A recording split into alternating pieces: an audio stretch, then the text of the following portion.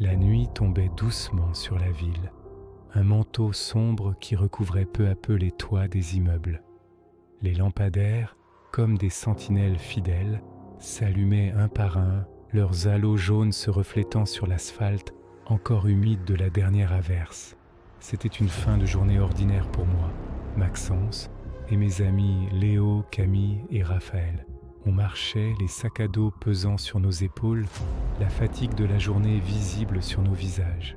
Pour rentrer plus vite, comme d'habitude, on a décidé de couper par ce vieux passage souterrain, un raccourci qu'on connaissait par cœur. Les murs étaient un véritable musée d'art urbain éphémère, des tags à moitié effacés se superposant les uns aux autres.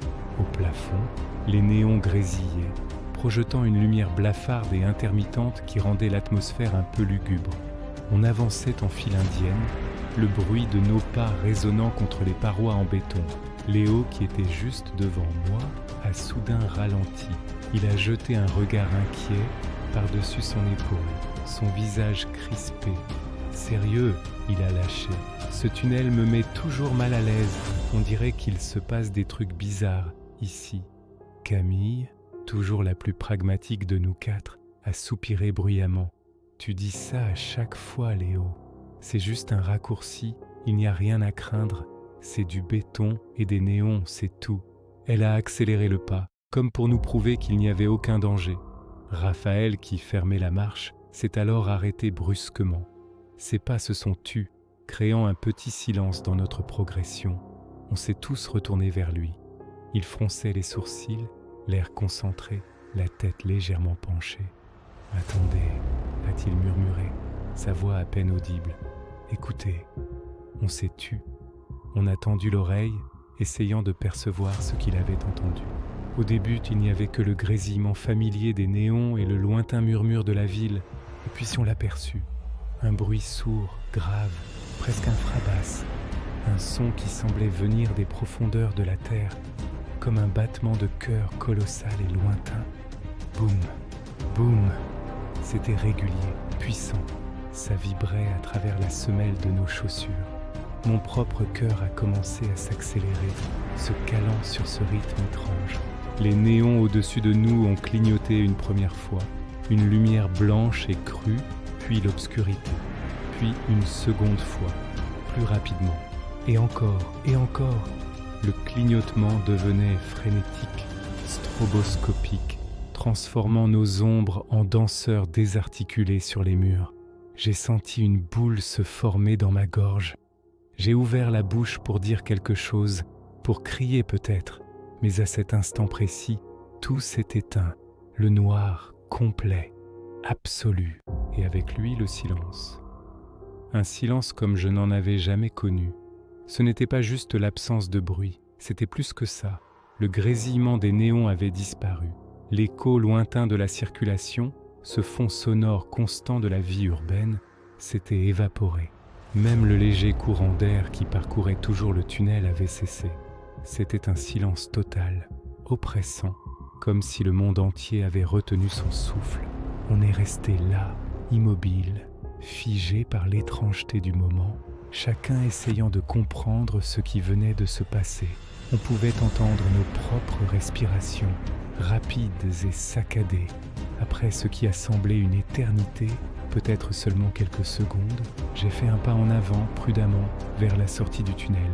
Je devais voir, je devais savoir ce qui se passait dehors. La lumière au bout du tunnel n'était ni celle du jour finissant, ni celle des lampadaires. C'était une lueur grise, figée, comme sur une vieille photographie. En sortant à l'air libre, la scène qui s'est offerte à mes yeux a glacé le sang dans mes veines. La rue était complètement immobile. Tout était arrêté. Une voiture, en plein milieu d'un virage, semblait collée à l'asphalte, ses pneus figés contre le bitume, à quelques centimètres de la ligne blanche. Sur le trottoir d'en face, un homme était debout, un gobelet de café en carton suspendu à 1 millimètre de ses lèvres, la vapeur s'élevant du gobelet figée elle aussi, comme un petit nuage de coton. Plus incroyable encore, un pigeon était bloqué en plein vol, ses ailes déployées, suspendues dans les airs comme un mauvais effet spécial. Rien ne bougeait. Pas une feuille sur les arbres, pas un papier sur le sol. Le monde était devenu une statue. Derrière moi, j'ai entendu les pas hésitants de mes amis qui me rejoignaient. Camille a laissé échapper un petit son étranglé, un mélange de surprise et de peur. Sa voix tremblait quand elle a chuchoté. « Dites-moi que je rêve. Dites-moi que c'est une hallucination collective. » Personne n'a répondu. On était tous trop sous le choc, nos cerveaux incapables de traiter l'information. C'est Raphaël qui a eu le premier réflexe logique. Il a sorti son téléphone de sa poche, l'écran s'allumant dans la pénombre ambiante. « Regardez l'heure », a-t-il dit d'une voix blanche. On s'est tous penchés sur son écran, puis machinalement, on a tous sorti nos propres téléphones. Le résultat était le même sur chaque appareil. Un gros plan sur les écrans aurait montré le même chiffre, implacable, 19:07, 19h07. Mais ce n'était pas le plus troublant. Le plus terrifiant, c'était les secondes. Elles ne défilaient plus. Le compteur était bloqué. Léo a secoué nerveusement son téléphone, comme pour le réveiller. Il est cassé, non? C'est ça? On a tous nos téléphones qui ont bugué en même temps. C'est une sorte d'impulsion électromagnétique. Sa voix montait dans les aigus, trahissant sa panique grandissante. J'ai relevé la tête, mon regard balayant la scène surréaliste qui nous entourait. Le pigeon suspendu, l'homme au café, la voiture arrêtée net. Ma gorge était serrée, chaque mot était un effort. Non, j'ai murmuré, et ma voix a résonné étrangement dans le silence absolu. C'est pas nos téléphones, c'est le monde. Le monde s'est arrêté. À peine avais-je prononcé ces mots qu'un léger tremblement a parcouru le sol sous nos pieds. Une vibration subtile, mais indéniable. C'était différent du battement sourd qu'on avait entendu dans le tunnel. C'était plus proche, plus menaçant. Et puis, au loin, tout au bout de la rue, quelque chose a bougé. C'était à peine perceptible au début. Une ondulation dans l'air figé. J'ai plissé les yeux, forçant ma vue à se concentrer. Ce n'était pas une illusion d'optique. Une silhouette, sombre et élancée, se déplaçait lentement, mais avec une fluidité anormale, dans notre direction. Elle se détachait du décor immobile comme une tache d'encre sur une page blanche.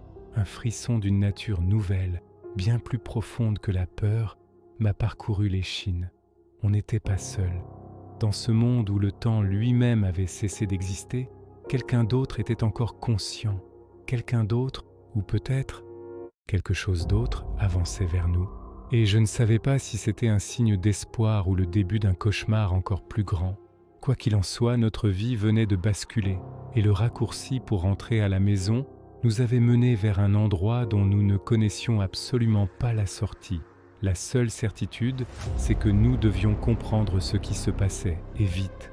Notre survie en dépendait.